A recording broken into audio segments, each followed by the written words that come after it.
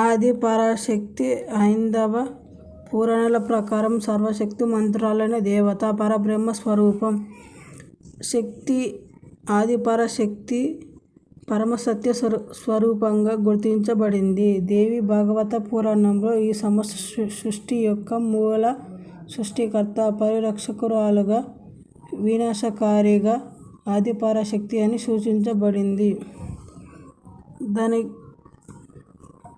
దాంతోపాటు సాక్షాత్తు పరమశివుడి రూపంలోనే స్త్రీ రూపమే శక్తి ప్రకారంగా ఆదిపరాశక్తి శూన్య బిందువుగా అనే దివ్యమైన శూన్య స్త్రీగా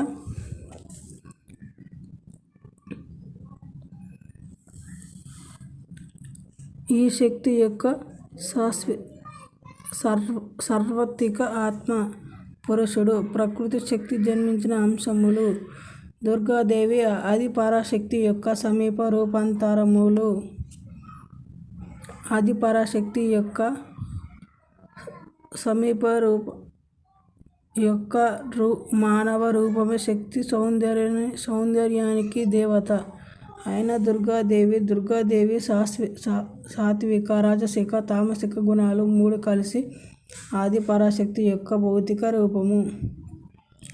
అయితే అనంత విశ్వానికి ఆది నేత్రి అయిన ఆదిపరాశక్తి రూపం లేనిది నిర్గుణ బ్రహ్మ అనే వాదన కూడా ఉంది. ఈ వాదన ప్రకారం ఆదిపరాశక్తి యొక్క ఒక దివ్యమైన, స్వచ్ఛమైన, శాశ్వతమైన చైతన్యము. ఆదిపరాశక్తి తనే కావటం మూలాన ఇతర దేవతలు కూడా తానే మూలమని, కావున ఆదిపరాశక్తి అఖండ సత్యం.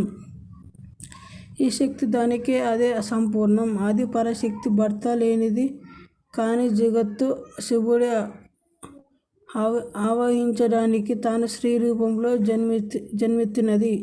హిందూ మతంలో ఆదిపరాశక్తి అనగా సమస్త విశ్వానికి నడిపించిన ఒక దివ్య శక్తి.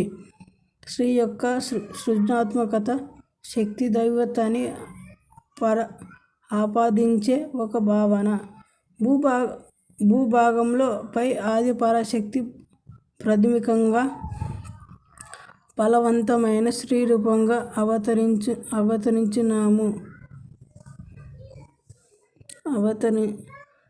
పురుష అవతారంలోనే ఈ శక్తి నిగూఢ దాగి ఉంది. సృష్టికే కాక సకల మార్పులకి కూడా శక్తే మూలం. శక్తి దైవత్వానికి ఉన్నది. శక్తి విముక్తికి, మానసిక, ఆధ్యాత్మిక శక్తిని పెంపొందించే శక్తి యొక్క రూపాంతరమైన కుండలి శక్తి కూడా చాలా ప్రాముఖ్యత ఉంది.